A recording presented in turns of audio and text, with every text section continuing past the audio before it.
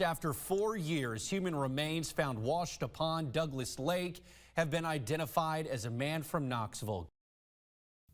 On March 10, 2019, police responded to a call from a local homeowner who discovered a bag washed up on the shoreline of Douglas Lake, Tennessee. After arriving at the scene, police dragged the bag away from the water's edge. As deputies geared themselves to check the contents, no one expected to discover the gory contents within. Inside was a human body, missing its head and hands. But who was this person, and how did they end up stuffed in a bag on a lake?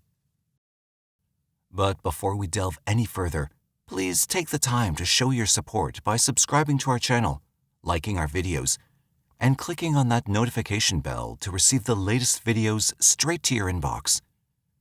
Today, we take a look at the case of the man in the bag. When one thinks of Tennessee, you can't help but conjure up thoughts of great food, country music, and whiskey. Tennessee is the epicenter of barbecue and is famous for ribs and crispy chicken. Possibly one of the most famous brands to be born in Tennessee is Jack Daniel's Old No. 7 whiskey. But perhaps most notable, it's the state that's been home to some of the most famous music stars in history, such as Elvis Presley, Dolly Parton, and Justin Timberlake. Tennessee is known as the volunteer state, as many of its citizens have come forward to serve their country during times of war. It's also home to the Great Smoky Mountains, a mountain range that appears to always be surrounded by an almost mythical mist. Today, our case takes us to Douglas Lake in Dandridge, Tennessee, and a case that baffled law enforcement until new DNA technology helped solve the mystery, or at least half of it. March 10, 2019 was a lazy Sunday as a homeowner walked along his property on the banks of Douglas Lake in Tennessee. As he looked toward the pristine waters of the lake, he noticed a bag bobbing away in the water. Curious, he stood and watched as the slow-moving current gently brought the bag to the shoreline. Once it settled onto the shoreline, the homeowner made a call to the local sheriff's office, informing them of a suspicious bag he discovered while on his property overlooking the lake. Wasting no time, deputies from the Jefferson County Sheriff's Office arrived at the property. Law enforcement knew that Tennessee was a well-used transit area for contraband, particularly cocaine, marijuana, and methamphetamine. Its mountainous terrain and wide-open rural areas made it easy for traffickers to use the area to distribute these contraband substances to other states in the country. Having secured the area and pulled the bag away from the waters, they prepared to open the golf bag to reveal its contents. None of the officials present expected to find what they did. Inside was what appeared to be a human body, minus the head and hands. It was obvious this crime scene was now a homicide investigation. The remains were sent to the Knox County Regional Forensic Center for an autopsy. Agents from the Tennessee Bureau of Investigation, along with deputies from the Jefferson County Sheriff's Office and the 4th Judicial District Attorney's Office, launched an immediate investigation. Together, they began canvassing the area, hoping to discover any evidence that could lead to identifying the remains. Questioning of possible eyewitnesses and other property owners along Douglas Lake led nowhere.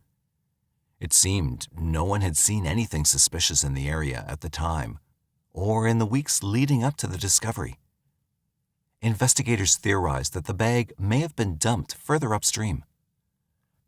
Investigators made use of specialized dive teams to search the lake, while officers from the sheriff's office began looking into missing persons databases from several surrounding counties.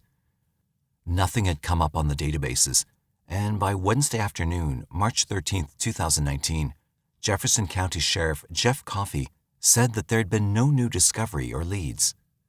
In the meantime, the county coroner had prepared his report based on the autopsy. The manner of death was determined to be a homicide. However, the cause of death could not be confirmed. The remains were unrecognizable and had already reached an advanced stage of decomposition.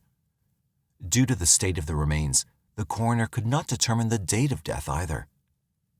Prior to beginning the autopsy, investigators could not clearly identify the race of the John Doe. However, after cleaning the body, the coroner determined the remains were that of a white male. His age was estimated to be between 30 and 45 years old, with a height of between 5 feet 7 inches and 5 feet 10 inches. There was a lack of birthmarks or tattoos that could have been used to identify him. The lack of a head and hands made the task of identifying him harder, but not impossible. There was no way to determine hair or eye color, nor was there any way to use dental records or fingerprints to compare the Doe on any databases. The coroner was able to extract DNA that could be used to create a profile to identify the man.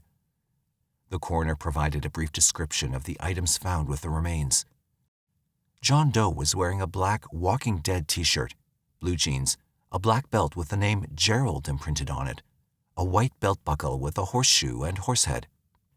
There were no personal items or any jewelry found on the body or in the bag.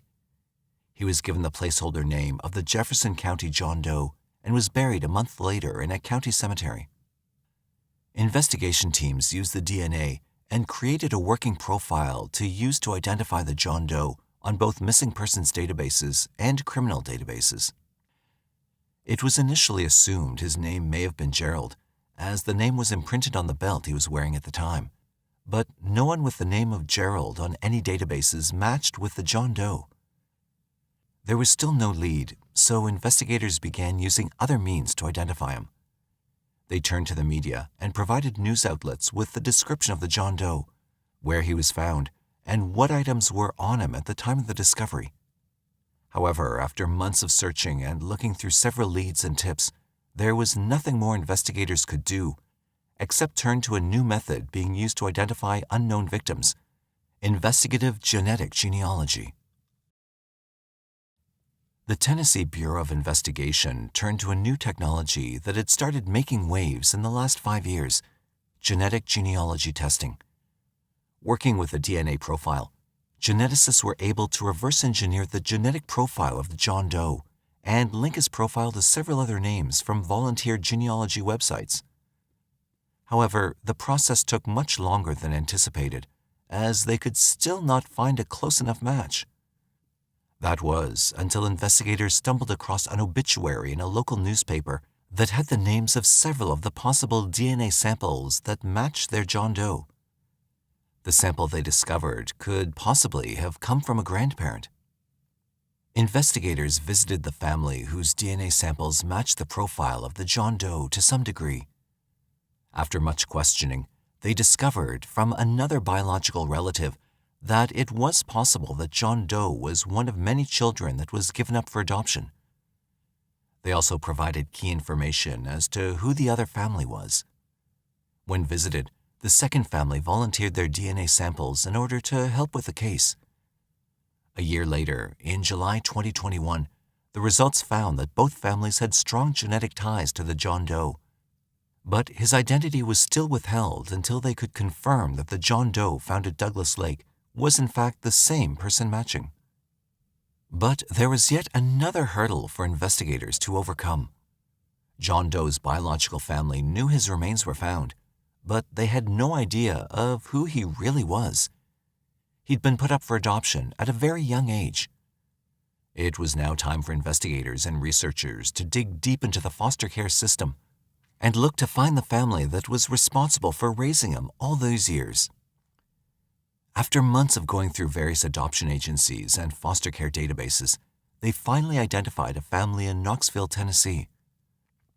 Investigators officially released his name to the public in January 2023. He was 28-year-old Earl Joseph Pizzoferrato. Earl Joseph Pizzoferrato was born on July 29, 1991. He was born and raised in Knoxville, Tennessee. The name of his father remains off record, but his mother is listed as Linda Pizzoferrato, and according to his obituary, he had several brothers and sisters. He attended Cherokee High School in Rogersville, Tennessee, and while at school was a member of the Reserve Officers Training Club. Earl, according to reports, enjoyed outdoor activities such as camping, four-wheeling, and adventure sports. He also enjoyed working with his hands and tending to horses. When he was 23 years old, Earl was arrested for domestic assault on May 23, 2015. He was held on a bond of $1,500 and released when bail was posted soon after. Since then, there was not much information about him made available to the media. Following the identification of Earl, his family was given his remains, which were cremated at the Dogwood Cemetery Funeral Home. His family have not spoken publicly of his life or death since it was revealed that he was the man found in the bag at Douglas Lake in 2019. Investigators have not revealed why Earl was not reported missing by his family. However, a TikTok video has been uploaded asking the public to help find Earl's murderer. Much of Earl's past remains unknown as investigations continue. Although there's not been any official theory as to what really happened to Earl Pizzaferrato, true crime buffs have speculated many possible reasons for his brutal death. One of several theories is that Earl ran away from home and has been living a transient life. Many believe he may have run afoul of people involved in criminal activities and became a witness that needed to be silenced. He may have been in the wrong place at the wrong time. There's also the belief that someone from Earl's past may have gotten into an altercation with him over his criminal past. He was eventually charged with domestic violence. His death could have been accidental, and in fear, his killer tried to dispose of the body in order to evade capture. Another theory was that Earl became involved in the drug trafficking ring after leaving home. Some online forums believe that Earl may have joined a gang and become involved in the illegal distribution of contraband substances. Earl, they believe, may have been either killed by a rival gang or was taken out by his very own gang. These thoughts are only theories developed by people who have followed the case and are purely speculation and not confirmed by officials. The Tennessee Bureau of Investigation is still pursuing leads related to the death of Earl Joseph Pizzaferrato, as it remains an active and ongoing investigation.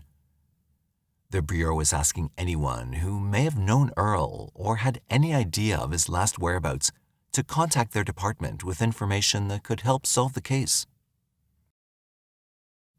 Genetic genealogy has proven to be a game changer in identifying the unknown victims of cold cases, and hopefully helps bring closure to the families who have suffered in silence. Today's case is also a testament to investigators who strive to perform their duties to the public and bring justice to those who have been silenced tragically. So, what did you think of today's case? And what could have led to the tragic death of Earl Joseph Pizzaferrato? Do you think the belt buckle was a red herring? Let us know in the comments below. Until next time, stay safe.